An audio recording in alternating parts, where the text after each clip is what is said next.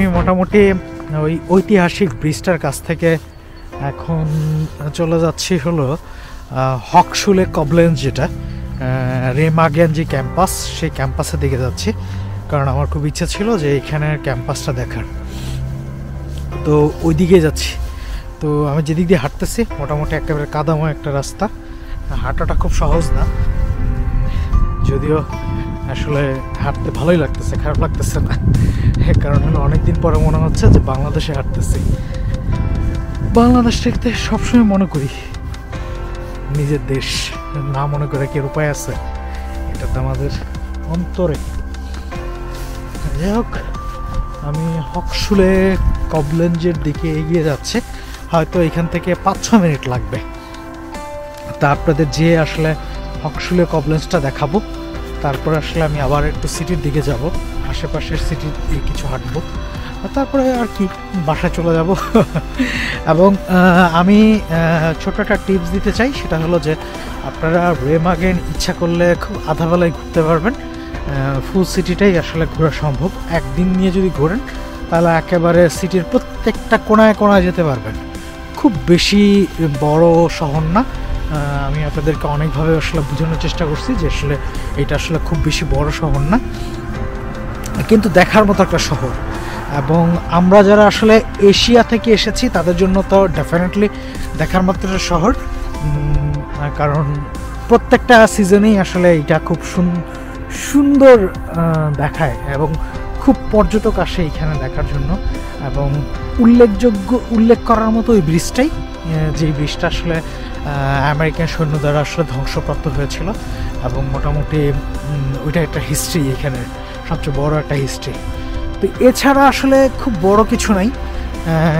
কেউ যদি জার্মানির সিটিগুলোতে ঘুরে তারা মোটামুটি দেখতে পারবে খুব কমন কিছু জিনিস আছে, যেটা আসলে আমার অলরেডি মুখস্থ হয়ে গেছে, যে জার্মানির সিটিগুলো কেমন হতে পারে, বা আলস্টারটা কেমন হতে পারে, ওল্ড সিটিটা কেমন হতে পারে, বা আশেপাশে কী আছে।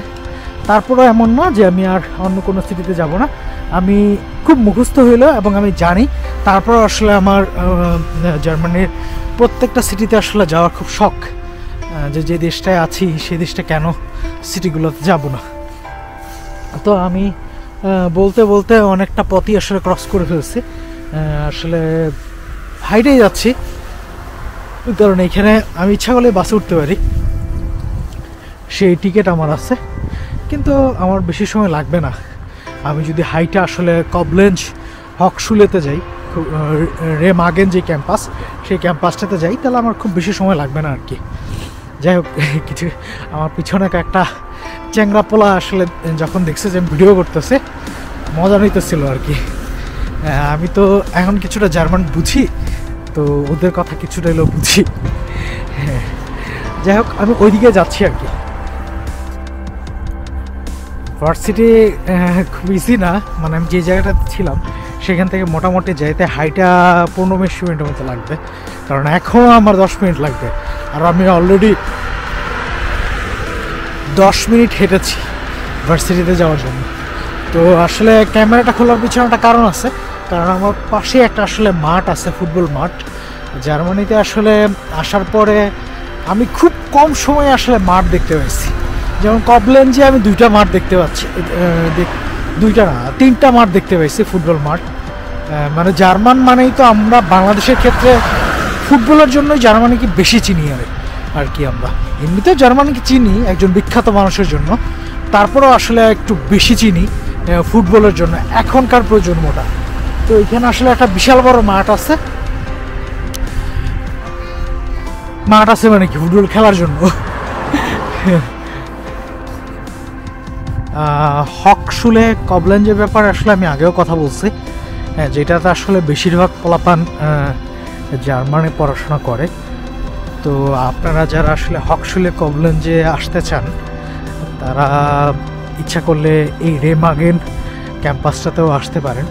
হয়তো কোনো একটা স্পেসিফিক সাবজেক্টের উপরে এখানে পড়াশোনা করে, সব সাবজেক্ট রেমাগেনে পড়ায় না, অথবা সব সাবজেক্ট হকশুলের কবলেন্সে যে ক্যাম্পাস সেটাতে পড়ায় না। তো হয়তো আপনারা ওদের ওয়েবসাইট ঘেটে দেখতে পারেন।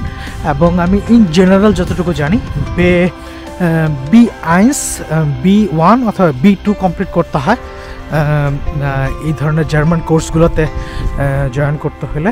তো এবং আমি এটা আশা করি আপনারা যদি রেমাগেন ক্যাম্পাসে কেউ আসেন বাংলা ভাষাভাষী, হয়তো সেটা হইতে পারে আমাদের বাংলাদেশ থেকে, হয়তো সেটা হইতে পারে পশ্চিমবঙ্গ থেকে, তাহলে আসলে আপনি হতাশ হবেন না। তারপর ক্যাম্পাসটা প্রচুর সুইট, এত সুন্দর ক্যাম্পাস আসলে খুব সচরাচর দেখা যায় না।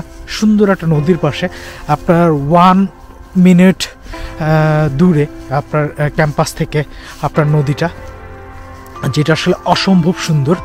আর আমি ক্যাম্পাসের এমন একটা পাশে আছি, আমি জানি না আসলে যে এটা কি পিছন সাইড না সামনের সাইড, কারণ আমি একটা মেইন রাস্তা দিয়ে ঢুকে গেছি, হয়তো হইতে পারে আমি পিছন দিক দিয়ে ঢুকেছি আর কি। তো এইখানে অনেক সাইকেল টাইকেল রেখে দিয়েছে এবং ক্যাম্পাসটা সামার টাইম অনেক সুন্দর লাগার কথা, যদিও একটু আউটস্কার্টে এবং সুন্দর। জার্মানির ক্যাম্পাসগুলো সুন্দরই হয় বেশিরভাগ সময়, এক্সেপ্ট আমাদের ক্যাম্পাস। আমার যে ইউনিভার্সিটির যে ক্যাম্পাসটা ওটাও সুন্দর, কিন্তু এটা আসলে একটু অনেকটা ঢাকা ইউনিভার্সিটির মতো, মানে অনেকটা বাসাবাড়ির ভিতরে আলাদা কোনো স্পেস নাই ক্যাম্পাসে, যে আলাদা কোনো এরিয়া নাই যে শুধু ক্যাম্পাস। যেমন হকশুলে কবলেঞ্জ অথবা কবলেঞ্জ লান্ডো, তারপর আমি আরও অনেক ক্যাম্পাসে গিয়েছি যাদের আসলে আলাদা একটা স্পেসই আছে ক্যাম্পাসের জন্য। তো এইখানে মেয়েরা স্কেটিং করতেছে, আমি ওদের পিছনে যেতেছি, অরিজিনালি ওদের পিছনে যেতেছি না, আমি আসলে ক্যাম্পাসটা দেখার জন্য ওইদিকে যাচ্ছি আর কি। তো এখানে ক্যাম্পাসের কাজ চলতেছে দেখা যাচ্ছে, এবং একজন মহিলা, সাদা চুল মহিলা, একটা কুত্তা নিয়ে আসতেছে। কুত্তাটার কেন জানি এখন আমি মেনে নিতে পারিনি, মানে আমার ভয় লাগে। তো আমি একেবারে ক্যাম্পাসের ভিতরের দিকে ঢুকে গেছি, এবং এটা আসলে ক্যাম্পাসের মিডল পয়েন্ট বলাই যায়। আমি এই ক্যাম্পাসের স্টুডেন্ট না, তারপর আসলে বলা যায় যে আসলে এটা ক্যাম্পাসের মিডল পয়েন্ট, কারণ চারদিকেই মোটামুটি বিল্ডিং আছে এবং অসম্ভব সুন্দর একটা ক্যাম্পাস। যে ক্যাম্পাসটা আমার ইউনিভার্সিটি হইলে আমি খুব খুশি হইতাম, যদিও আমাদের আমার ইউনিভার্সিটির যে ক্রেফেল ক্যাম্পাস, সেই ক্রেফেল ক্যাম্পাসটা অসম্ভব সুন্দর।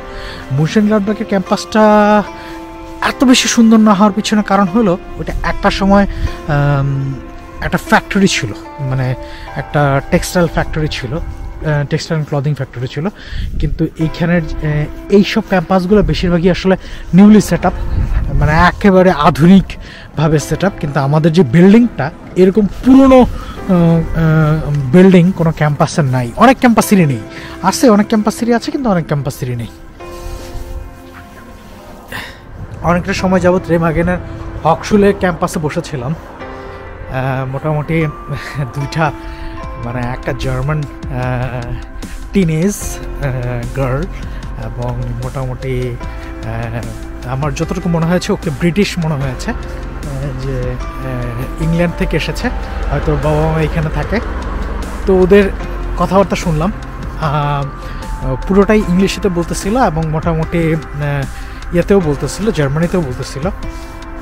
ভালোই লাগতেছিল তাদের ছোট ছোট প্রেম কাহিনী। আর হকশুলের আশেপাশের এনভায়রনমেন্ট, পরিবেশ অনেক সুন্দর, এটা আসলে বলার অপেক্ষা রাখে না। আপনারা খুব ভালো করেই জানেন যে জার্মানির ক্যাম্পাসগুলো কত সুন্দর হয়, এবং মানে এই ক্যাম্পাসগুলো এত বেশি সুন্দর হয় কেউ যদি পড়তে নাও চায় তারও পড়তে ইচ্ছা করবে। মানে এই জার্মানির ইউনিভার্সিটি ক্যাম্পাসগুলো এত সুন্দর হয়। যাই হোক, আমি আর বেশি ঘুরবো না, আমি এখন আসলে ওল্ড সিটির দিকে চলে যাব, মেইন সিটির দিকে চলে যাব। তো এখান থেকে আমি হেঁটে হেঁটেই যাব, যেভাবে এসেছি সেভাবেই যাব। আমি আসলে বারবার ক্যামেরাটা ঘুরে দিতেছি, কারণ হলো আমার ঠিক পিছনে হলো সূর্য।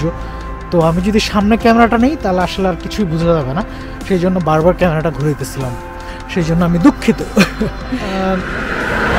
আমি আসলে এখন হেঁটে হেঁটে মেইন সিটির দিকে যাব, তারপর দেখা যাক কোথায় যাই আর কি। আমি যদি একটা বাস পাই তাহলে তাড়াতাড়ি যাব, আর যদি বাস না পাই তাহলে হেঁটে হেঁটে চলে যাব। আমি অনেকটা সময় যাবত হাঁটতেছি হলো রেমাগেনের রেসিডেন্সিয়াল এরিয়াগুলো, এবং রেমাগেনের রেসিডেন্সিয়াল এরিয়াগুলো অনেক সুন্দর। আমি আসলে বইলেও বুঝাতে পারবো না কত সুন্দর, খুব শান্তশিষ্ট, সব জায়গায় খুব পরিষ্কার পরিচ্ছন্ন। যদিও জার্মানিতে মোস্ট অফ শহরগুলো আসলে খুব বেশি পরিষ্কার পরিচ্ছন্ন। তারপরে স্পেশালি রেমাগেনের কথা বলতেই হয়, এবং মানুষ খুব কম, যদিও আসলে উইকেন্ডে মোটামুটি মানুষ থাকে না বললেই চলে। প্রত্যেকটা শহরেই সবাই হয়তো ঘরের ভিতরে পার্টি করে, অথবা তার নিজস্ব কাজ করে, অথবা সে কোথাও বেড়াতে যায়।